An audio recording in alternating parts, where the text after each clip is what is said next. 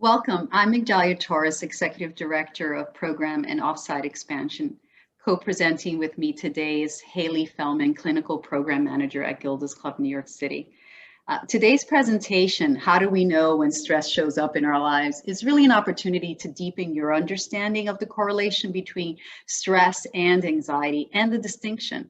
We will also present evidence-based tools and techniques to help you manage stress and anxiety. Virtually everyone has experienced anxiety and stress at some point in their lives. Is that common, normal, and beneficial? However, depending on the level of severity, it can impact one's quality of life. Let's begin with defining what is stress and what is anxiety. Stress is a physiological response connected to an external event. In order for the cycle of stress to begin, there must be a stressor. This is usually some kind of external circumstance, like a scary medical test or speaking in front of an audience. Stress is defined as a reaction to environmental changes or forces that exceed an individual's resources. In this cartoon, the bull clearly represents the external stressor. So what is anxiety? Anxiety is a person's specific reaction to stress. Its origin is internal. This is your brain's automatic survival mechanism. Anxiety is typically described as the unhelpful thinking patterns we experience when our mind fixates on threat, uncertainty, and negativity in situations that are not actually threatening necessarily. When you compare stress to anxiety, or when you ask the question, is it stress or anxiety? Stress is best understood as originating in the body. Stress is what arises when something we care about is at stake. It's caused by an external cause. Some stress is positive, like giving a speech at a wedding. Stressful, yes, but also satisfying. But when stress is negative and can't be avoided, such as a loved one's medical crisis, or when the experience of stress becomes chronic, our biological responses to stress can impair both our physical and mental health. The trigger can be short-term, such as having an argument with our partner, or meeting a deadline, or a major change in your routine. It could also be long-term, such as poverty, racism, or a pandemic, and it goes away once the situation has been resolved. Anxiety is a person's specific reaction to stress, or it can trigger stress, or it can occur on its own. When it occurs as a response to stress, it can intensify the stress. Its origin is internal. It's important to understand that you cannot control anxiety from occurring. This is your brain's automatic survival mechanism.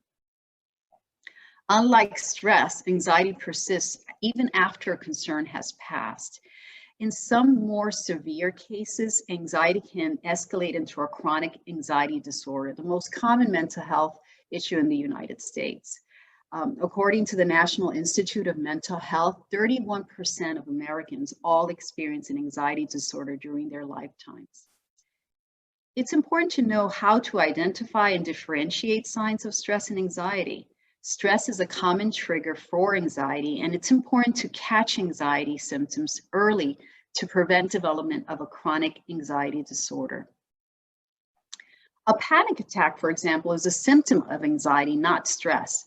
During a panic attack, people will experience symptoms like those of a heart attack, including chest pain, sweating, feeling faint, nausea, chills, and breathing difficulties.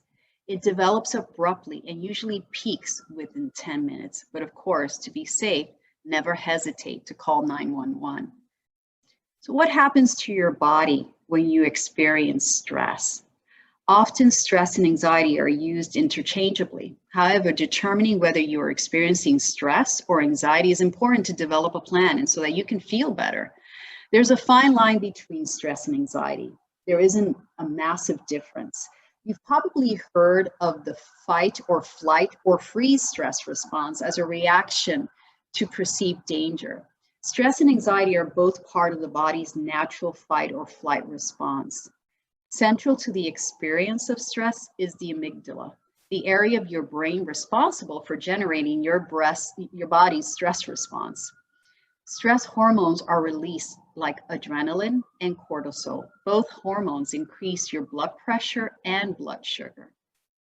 Cortisol also impacts the part of the brain that's responsible for executive functioning, like paying attention, planning, organizing. It also impacts judgment and impulse control. Stress affects the body, the brain, our hormones, and our immune system. So you may be wondering, why does this happen? Why do our bodies respond in this way? It is a biologically evolved response to danger in our lives. If you recall earlier, we spoke about our stress being a response to danger to ourselves or others. In prehistoric times, our dangers were literally life-threatening: an attack from a large animal, the stress of needing to fight for our food, etc. If we think about these prehistoric stressors, some of our stress responses may begin to make a great deal of sense. For example, the tension that we feel in our shoulders is to increase our strength and endurance. We are tense and ready to attack or be attacked. These days, it simply serves to cause back pain and headaches.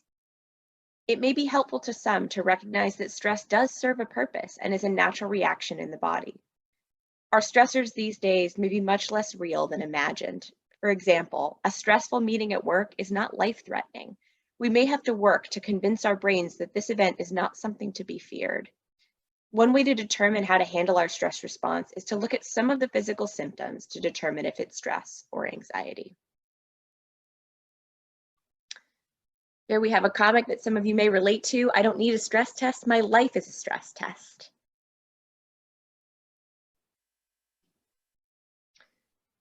Stress and anxiety share many of the same emotional and physical symptoms. These could be shock or numbness, feeling sad, irritable, anger, helplessness, difficulty concentrating and making decisions, changes in our sleeping and eating patterns, headaches, back pains, stomach problems, and even fatigue. But fortunately, there are many evidence-based tools to help deal with the negative physical and mental health effects of stress in healthy ways. So here we have a long list of the different ways that have evidence-based proof to manage your stress. So we're going to go through each of them a little bit more in depth.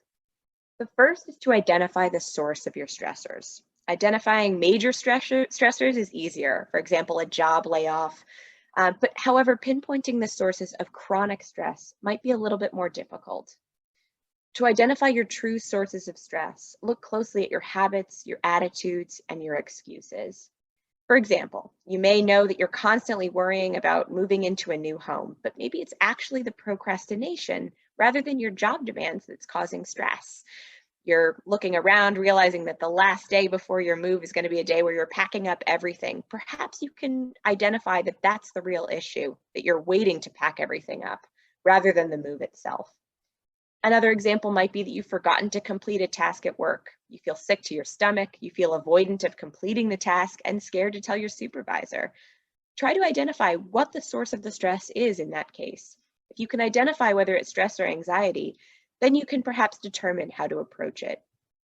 For example, it could be that your boss is volatile and will yell at you, which is much more stress-related, that's external. It could be that you're just upset about your failure to complete this task, and maybe you have a really high standard for yourself. That's much more of an internal cause. Our second evidence-based tool here is to try to eliminate the stressors. It's not always possible to escape a stressful situation or avoid a problem, but you can try to reduce the stress that you're feeling. In the context of this presentation, if you've identified that it's stress rather than anxiety, you can eliminate the stressors. Evaluate whether you can change the situation that's causing you stress, perhaps by dropping some responsibility, learning to say no, avoiding people who cause you stress, relaxing your standards for yourself, taking control of your environment, that is, for example, taking a route without traffic to work instead of one that has a lot of traffic, because traffic can cause stress, or asking for help. Our next evidence-based tool is seeking good nutrition. When we're confronted with a stressor, the central nervous system releases adrenaline and cortisol, which we've spoken about, and these two hormones affect the digestive tract. Acute stress can kill your appetite, but release of the hormone cortisol during chronic stress can trigger fat and sugar cravings. Research suggests that high cortisol combined with high sugar consumption may cause fat around our internal organs, visceral fat that's associated with cardiovascular and metabolic diseases. If we have a diet that's high in a variety of nutrients, we can protect both health and provide more physical energy to deal with these challenges. This doesn't mean that you can't have that flan that you crave so much. It just means to aim to eat a healthy diet of fruits and vegetables as part of your daily diet. One part that's also an element of good nutrition is to try to reduce caffeine and sugar. We get those temporary highs from caffeine and sugar, but they often end in a crash in our mood and energy. By reducing the amount of coffee, soft drinks, chocolate, sugar, snacks in your diet, you'll feel a bit more relaxed and perhaps sleep better. Another element of good nutrition is limiting alcohol, cigarettes, and drugs. Self-medicating with alcohol or drugs might provide an easy escape from stress, but that relief is temporary. Occasional use may not impact your feelings greatly, but an excess can disrupt one's feelings and add to those feelings of depression and anxiety. Next, one evidence-based tool is to get physical or exercise. Research suggests that you can actually improve your sleep, especially for middle-aged and older adults, by doing some level of physical activity, and it can directly combat your stress. Ideally, you want to exercise for about 30 minutes or more, but it's okay to build up to this level gradually. Even small activities can add up over the course of the day. Studies have shown that even 25 minutes of exercise can reduce levels of stress or anxiety, and this exercise did not need to be excessive to see a significant difference. Even moderate exercise can produce the same results. Some ideas might be to put on some music, dance around your apartment or your house, take your dog for a walk to the grocery store for a snack or bicycle there, or sign on to a Gilda's Club gentle body movement workshop. Exercise releases endorphins, and that can make you feel good and also serve as a valuable distraction from your daily worries. Also, relaxing your muscles may be a part of getting physical. Because stress can cause our muscles to tense, being stressed out can cause tension, headaches, backaches, and general fatigue. Tackle stress and these symptoms with some stretches, massage, or warm baths, or try progressive muscle relaxation, a method that's been shown to reduce anxiety and improve your overall mental health. Next, we have protect your sleep. Daytime stress affects nighttime sleep. Making matters worse, when we lose our shut-eye, it can affect our cognition and mood. So how do we sleep better? Try to have a consistent sleep routine that allows some time to wind down before lights out. Also, caffeine and alcohol in the late afternoon and early evening might increase your sleep disruptions. Put down your screens, as blue light can suppress the sleepy hormone melatonin, and checking your social media might ramp up some of those emotions. We view blue light from electronics as the gluten of the sleep world, so try to avoid when possible. Now I'd like to just add a few more of these evidence-based tools to Haley's list. And one is to meditate. Research shows that mindful meditation can reduce stress and anxiety. Even short-term mindfulness meditation programs work. To get started, set aside 5 minutes in a quiet place to sit and breathe. You can also take advantage of Gilda's Club New York City's offerings of meditation classes, as well as apps like Calm and Headspace. Also, something that's shown to be very helpful to reduce stress is to connect with others. Spending quality time with someone who makes you feel safe and understood triggers hormones that counteracts the body's defensive fight or flight response. It's a natural stress reliever. Oxytocin levels may increase. This is our social hormone, which can reduce stress. Also, take a moment in nature. Studies conducted in multiple countries have found that green space improves mood. Even nature videos can speed the recovery from stress compared with videos of urban scenes. Take a moment to notice nature to calm your mind. Another practice is to practice gratitude. According to science, taking the time to be thankful and appreciative of the things you have received, tangible or intangible, makes you feel more positive emotions, relish good experience, and improves your health. Practicing gratitude lowers levels of the stress hormone cortisol, which can greatly impact your mental well-being. Keep your pleasurable activities. When life gets overwhelming, people often drop their leisure activities first. but cutting yourself off from pleasure can be counterproductive. Even when time is tight, look for opportunities to do something for yourself, like reading, singing along to your favorite songs, or watching your favorite comedy on Netflix. The last tool I want to talk about is reframing your thinking. To help explain this, we want to show you a brief TED Talk titled How to Make Stress Your Friend by speaker Kelly Migdalia, health psychologist and educator at Stanford University. A little stressed out. Your heart might be pounding, you might be breathing faster, maybe breaking out into a sweat. And normally we interpret these physical changes as anxiety or signs that we aren't coping very well with the pressure. But what if you viewed them instead as signs that your body was energized, was preparing you to meet this challenge? Now that is exactly what participants were told in a study conducted at Harvard University. Before they went through the social stress test, they were taught to rethink their stress response as helpful. That pounding heart is preparing you for action. If you're breathing faster, it's no problem. It's getting more oxygen to your brain. And participants who learned to view the stress response as helpful for their performance, well, they were less stressed out, less anxious, more confident. But the most fascinating finding to me was how their physical stress response changed. Now, in a typical stress response, your heart rate goes up and your blood vessels constrict like this. And this is one of the reasons that chronic stress is sometimes associated with cardiovascular disease. It's not really healthy to be in this state all the time. But in the study, when participants viewed their stress response as helpful, their blood vessels stayed relaxed like this. Their heart was still pounding, but this is a much healthier cardiovascular profile. It actually looks a lot like what happens in moments of joy and courage. Over a lifetime of stressful experiences, this one biological change could be the difference between a stress-induced heart attack at age 50 and living well into your 90s. So this is a perfect example how reframing your thoughts around a stressor can help manage your emotions, reducing feelings of stress, and produces health benefits.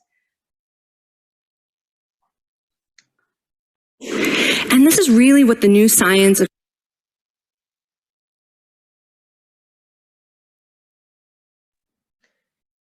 So you may have noticed that on our evidence-based tool sheet, the very last item was seek help. And I think one question that comes up very often around seeking help is, when do I know that I need help? Sometimes our stress or anxiety has reached a point that we can no longer address it on our own. If your stress or anxiety does not respond to the previously shared evidence-based tools, or if you feel that stress or anxiety are affecting your day-to-day functioning or mood, consider talking to a mental health professional who can understand what you're experiencing and provide you with some additional coping tools. For example, a psychologist might actually be able to determine whether or not you have an anxiety disorder, if that's something that's been difficult to figure out on your own. A therapist may be a great support, as may your family and friends. Reaching out to religious or faith-based leaders may also be an additional source of support. As we mentioned, stress may be chronic, like racism or poverty, or acute, like a fight with a friend. Getting help from a professional or other support in your life might relieve some of the psychological burden of chronic stressors and allow you a place to relieve and process the emotional toll. One piece on here that's also important is to know your baseline. What's your standard functioning? What does stress normally look like for you? Know when it's elevated and know when it reaches a level that just doesn't quite feel right to you, when it's severe or persistent, for example. Thank you, Haley. Now, I just want to wrap up by just stressing again or emphasizing stress happens in your body and anxiety happens in your mind and your body. In small doses, stress and anxiety can be positive forces in our lives. They can motivate and protect us. But research shows that most of us are too stressed and too anxious. So to help regulate your symptoms, get enough sleep, eat a healthy diet, and move your body. If you start there, you will improve your physical and mental health and calm your mind. Thank you.